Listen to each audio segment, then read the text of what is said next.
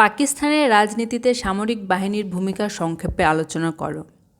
উত্তর: 1947 সালের 14 আগস্ট স্বাধীনতা লাভের পর থেকেই বেশিরভাগ সময় কেটেছে সামরিক শাসনাধীনে এবং এখনও সামরিক শাসন অব্যাহত। অনুন্নত রাজনৈতিক সংস্কৃতি, নেতৃত্বের শূন্যতা, রাষ্ট্রীয় মূলনীতির ব্যাপারে মতপার্থক্য, রাজনৈতিক অস্থিতিশীলতা, দেশ পরিচালনায় বেসামরিক সরকারের ব্যর্থতা প্রভৃতি কারণে পাকিস্তানে বারবার সামরিক শাসন এসেছে। একের পর এক সামরিক শাসন দেশটির সামাজিক, রাজনৈতিক, অর্থনৈতিক তথা সার্বিক উন্নয়ন ব্যাহত করেছে। বিশ্ব রাজনীতিতে পাকিস্তান এখন সামরিক জাতাকলে পিষ্ট, অর্থাৎ অর্থনৈতিক প্রবৃদ্ধি, জনগণের মৌলিক অধিকার, মানবাধিকার হরণের দিক দিয়ে নিষ্পেষিত একটি দেশ হিসেবে পরিচিত হয়ে উঠেছে। পাকিস্তানের রাজনীতিতে সামরিক বাহিনীর ভূমিকা। পাকিস্তানের রাজনীতিতে সামরিক বাহিনীর যে সমস্ত ভূমিকা রয়েছে নিম্নে তা আলোচনা করা হলো। ১. 1958 সালের সামরিক শাসন। 1958 সালের প্রারম্ভে পাকিস্তানের সংসদীয় ব্যবস্থা অকার্যকর হয়ে পড়লে রাজনৈতিক ক্ষেত্রে অস্থিরতা জন্ম নেয়।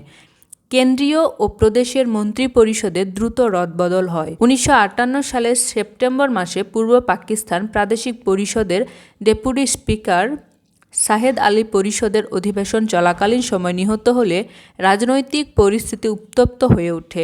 1958 সালের 27 অক্টোবর জেনারেল আইয়ুব খান পাকিস্তানের রাষ্ট্রপতির দায়িত্বভার গ্রহণ করেন, আর তার ক্ষমতা গ্রহণের মধ্য দিয়ে পাকিস্তানের সংসদীয় সরকার ব্যবস্থার মৃত্যু ঘটেছিল। ২. 1969 সালে জেনারেল ইয়াহিয়া খানের ক্ষমতা গ্রহণ।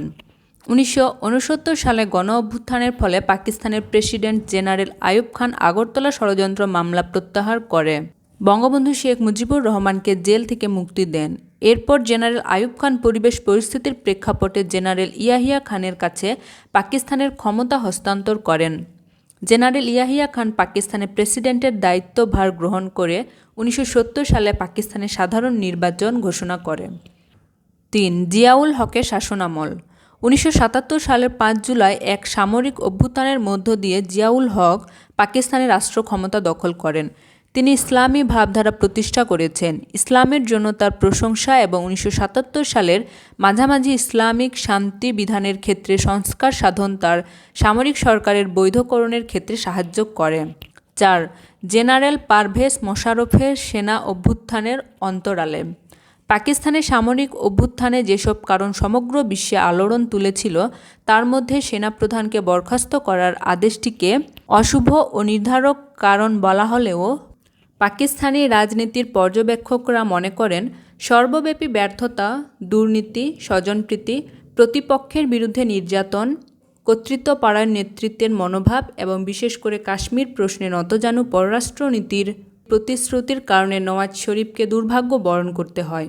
উপসংহার: পরিশেষে বলা যায় যে সামরিক শাসনের প্রভাব পাকিস্তানের রাজনৈতিক ব্যবস্থার একটি বাস্তব চিত্র। 1947 সালে প্রায় একই সময়ে ভারত এবং পাকিস্তান স্বাধীন হলেও পাকিস্তান এক্ষেত্রে পুরোপুরি ব্যর্থতার পরিচয় দিয়েছে।